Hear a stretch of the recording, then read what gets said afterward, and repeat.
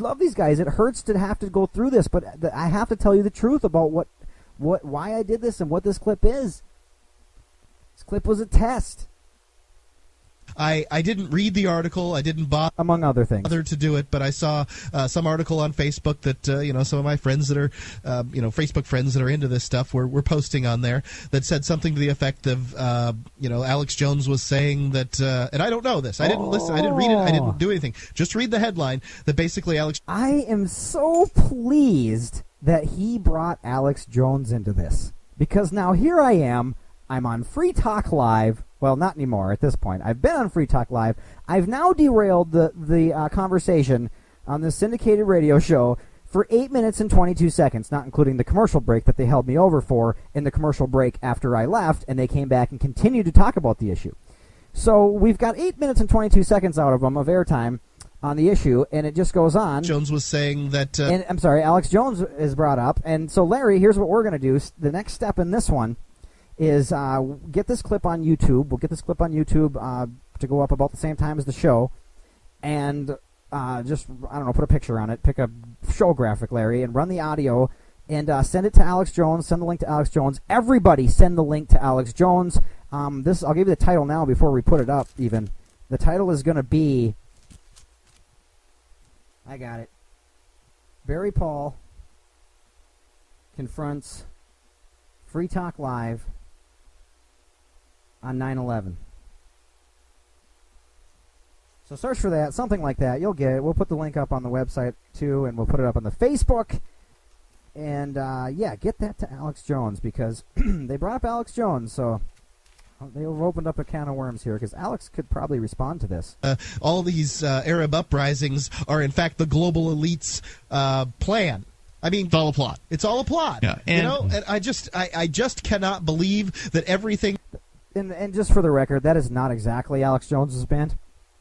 He could say that, and he would say that, but it's much more. There's many pieces to that story, and that's a very simplified way to put it. Easy to make it look bad that way, but if we tried to go in and debate all Alex Jones's points on that, if he had a shot at this, he's gonna, his head's gonna explode. But from Hurricane Katrina to these uprisings to the 9/11 to the lone gunman and but that's where Tempe, it goes, whatever, because Tucson. On these conspiracy shows, they have these conspiracy guests, the people that back up their viewpoint on the air, and then you go and you learn more about them, and they take you down the rabbit hole even further into more radical conspiracy theories. Yeah, it goes on. It gets even worse. I mean, there's lizard people conspiracy theories. Right. And ultimately, and at some too. point, somebody's going to stop and say, oh, I can't go any further. But okay, but that's weird that you would demonize a whole group of people with your vague declaration of conspiracy, and that there is lizard people who believe in lizard people. I'm not saying there is lizard people, but there are people, I should say, who believe in lizard people, and that doesn't defame anyone else who looks into issues deeper than you care to go because you think it's irrelevant. I'm just saying, people, I mean, if we're open and honest, we're free speeching, let's really do it. People will just keep going. And so it's detrimental from that perspective, because it just focuses these people who are into this exclusively on uncovering the truth, whatever that is, the truth about everything. We've got to know, who's behind X, Y, and Z, and it just... That's a weird statement to me. You don't want to know the truth about stuff? You'd rather know the lies about stuff? If you don't know the truth about everything, you know the lies about everything. Or you don't know anything. I mean, that's good, too. You can just put your head in the sand like an ostrich, and look, no conspiracy. Look, no problems with the country. My head's in a hole. I'm comfortable. It's a time sink. People spend, as I mentioned earlier, this all caps conspiracy thing that we talked about earlier in the show with the citizenship and all that. I've spent time looking into it. I mean, I have been sucked in by some of these things in the past, and I found out, after trying to apply the ideas, that it's a bunch of bunk.